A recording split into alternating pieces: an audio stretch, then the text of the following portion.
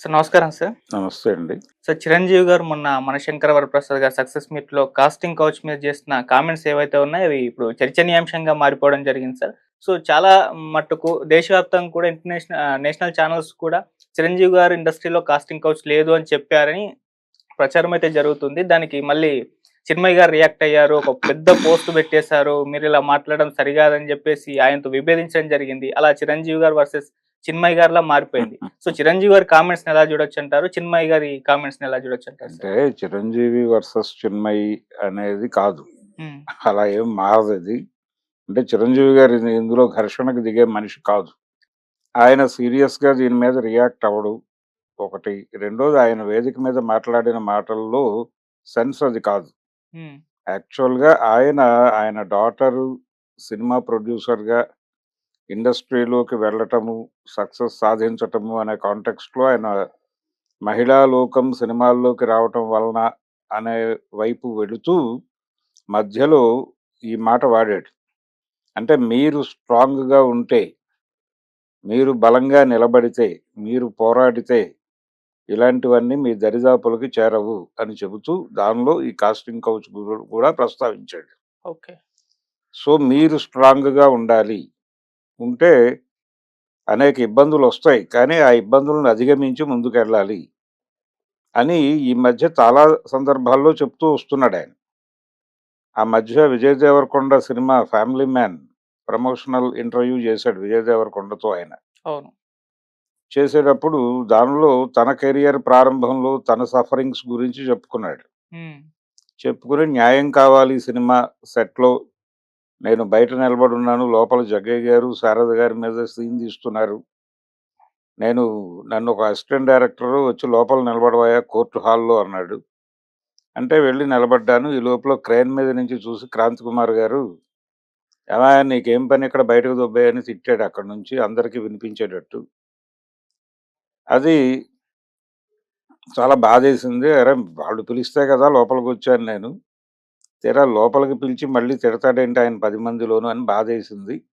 అయినప్పటికీ మనం ఎదగాలి. ఆయన ఒక మాట అన్నాడట క్రాంతి గారు. హ్మ్. "నువ్వేదో పెద్ద సూపర్ స్టార్‌ని అనుకుంటున్నావా? ఎళ్లి బయట నిలబడు" అని. అది నేను నిజంగానే ఎదగాలి.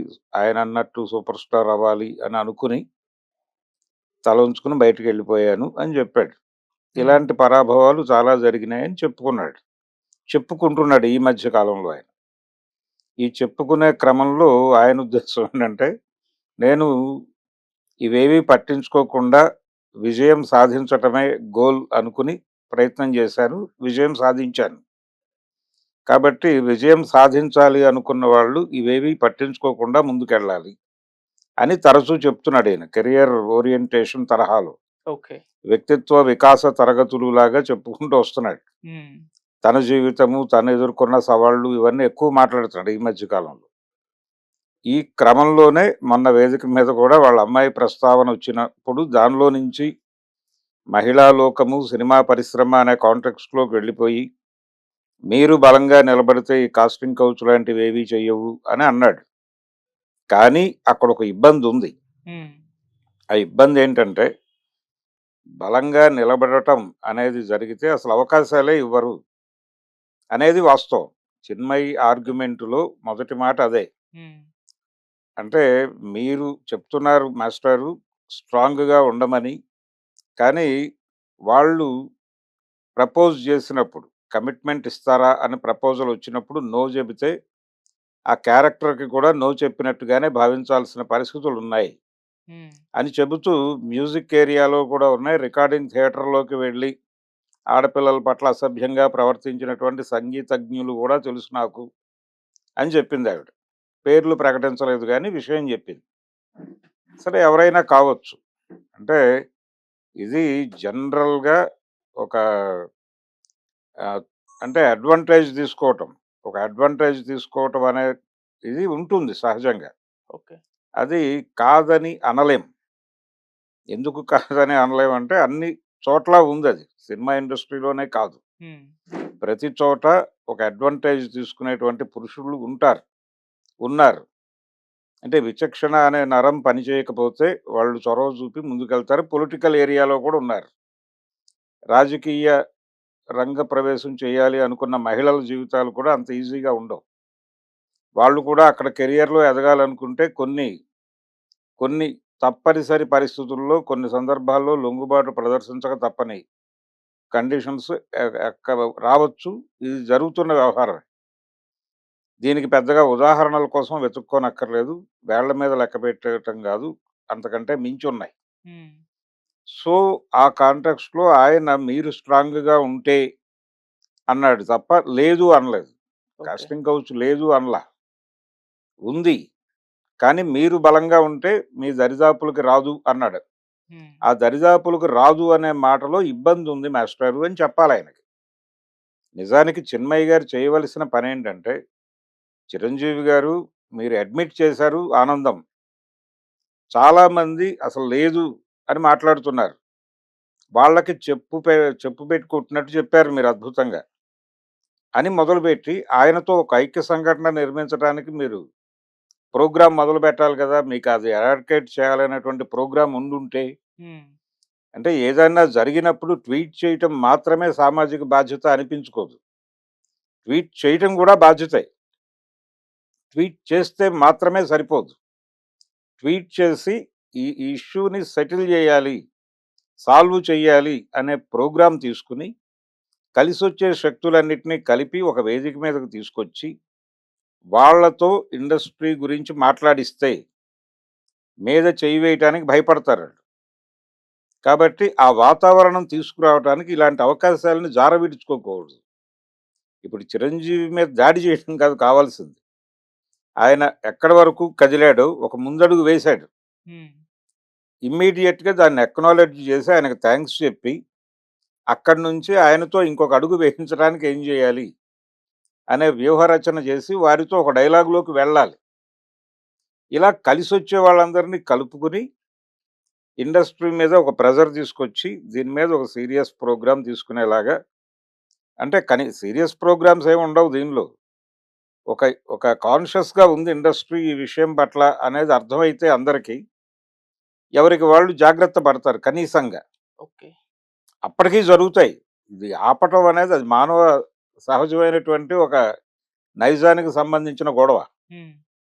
కాబట్టి దాన్ని ఎరాడికేట్ చేయటం అనేది సాధ్యమయ్యే పని కాదు. ఇది సమాజం మార్పుతో ముడిపడి ఉంటుంది అని చెప్పి కమ్యూనిస్టులు చెప్పినట్టు, ఇది మొత్తం పోతే ఏవైనా పోతుందేమో గానీ, ఇది మానవ ప్రవృత్తిలో, పురుష ప్రవృత్తిలో ఉన్నటువంటి ఒక దౌర్భాగ్యం, ఒక దౌర్బల్యం.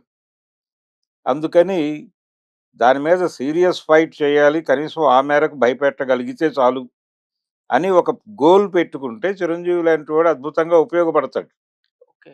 ఆయన్ని అలా ఉపయోగపెట్టుకోవడం మానేసి ఇప్పుడు ఇలా నెగెటివ్‌గా మాట్లాడేస్తే ఆయన ఇంకొంచెం వెనక్కెళ్తాడు. హ్మ్.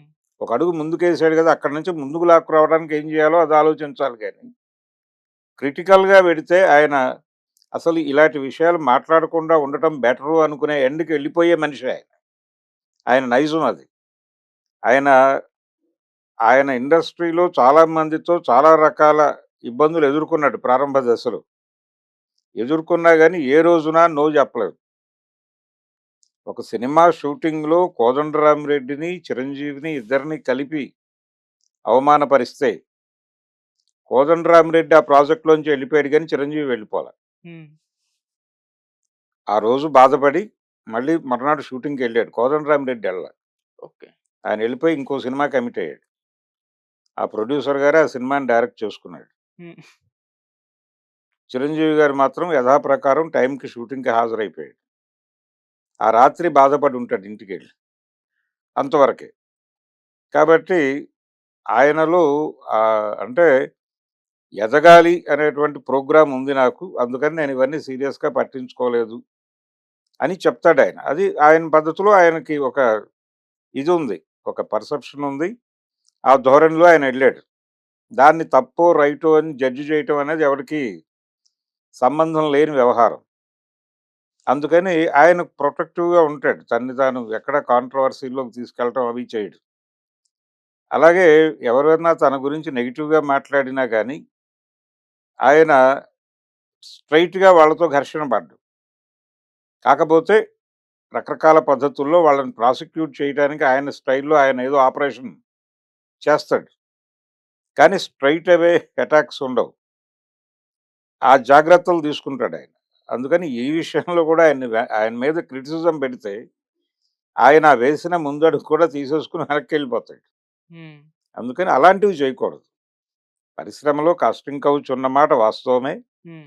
అన్ని చోట్ల ఉంది. దీని మీద ఒక సీరియస్‌గా అన్ని ఏరియాల నుంచి, రాజకీయాల నుంచి, పారిశ్రామిక రంగం నుంచి, అన్ని ప్రాంతాల నుంచి, బ్యూరోక్రసీ నుంచి ఇలా ఒక్కొక్క చోట, ఒక్కొక్క ఏరియా నుంచి ఒక పాజిటివ్ ఒపీనియన్ ఉన్న వాళ్ళందరినీ ఒక చోటకు తీసుకొచ్చి, ఒక వేదిక ఏర్పాటు చేసి, దాని మీద సీరియస్‌గా ఒక డిబేట్ జరిపితే, ప్రతి చోట దీనికి సంబంధించినటువంటి ఒక నిఘా నేత్రం ఉంటుంది అనేటువంటి భయం కలిగించగలిగితే, హ్మ్. కొంత మేరకు ఆగేటువంటి అవకాశం ఉంది. సరే ఆల్రెడీ కమిటీలు ఉన్నట్టున్నాయి కదా! మన దగ్గర ఇక్కడ కమిటీలు కర్ణాటకలో. ఉంటాయి. హ్మ్. కమిటీలు ప్రతి చోట ఉన్నాయి. ప్రతి ఆఫీస్‌కి ఒక కమిటీ ఉండాలని ఒక నిబంధన కూడా ఉంది. ఓకే. కానీ సమాజంలో కొంతమంది పెద్దలు దీని మీద కాన్షియస్‌గా ఉన్నారు హ్మ్. అనే అభిప్రాయం కలిగించగలిగితే బావుంటుంది. ఓకే. దానికి ఇలాంటి వాళ్ళని వాడుకోవాలి. ఏదైనా ఇష్యూ జరిగినప్పుడు ఇమ్మీడియేట్‌గా గురువుగారు మీరు ఆ రోజు మాట్లాడారు. రండి దీన్ని ఖండించండి అంటే దాని ఇంపాక్ట్ ఎక్కువుంటుంది. అలా ఉపయోగపడేవాడాయన. ఆ ఉపయోగపెట్టుకోవడానికి ఏం చేయాలి అనేది ఆలోచించాలి. హ్మ్. అంతే తప్ప ఎవరు మాట్లాడినా ఒక ట్వీట్ చేసి అటాక్ చేస్తే అటాకింగ్ అనేది ఉండాలి. కానీ అటాకింగ్ అనే దానికి కూడా ఒక విచక్షణ ఉండాలి. ఎవరిని ఏ ఏరియా వరకు వాళ్ళని క్షమించవచ్చు, ఏ ఏరియా వరకు వాళ్ళని రిసీవ్ చేసుకోవచ్చు, ఏ మేరకు కలుపుకొని వెళ్ళవచ్చు అనేది కావాలి. ఏ ఉద్యమానికైనా ఐక్య సంఘటన అనేది కీలకం. ఆ ఐక్య సంఘటనకి విఘాతం కలుగుతుంది ఇలాంటి చర్యలు. అందుకని చిన్మయ్య గారు ట్వీట్ చేయటం కాకుండా ఒక అడుగు ముందుకు వేసి, ఒక ఐక్య సంఘటన నిర్మాణానికి దోహదపడే పద్ధతుల్లో ఆవిడ మాట్లాడితే డెఫినెట్‌గా మంచి ఫలితాలొస్తాయి. హ్మ్. అది నాకు టోటల్‌గా వీళ్ళ మధ్య జరిగినటువంటి ఈ వ్యవహారం మీద నాకనిపించిన అభిప్రాయం. Okay sir. Thank you so much. Thank you.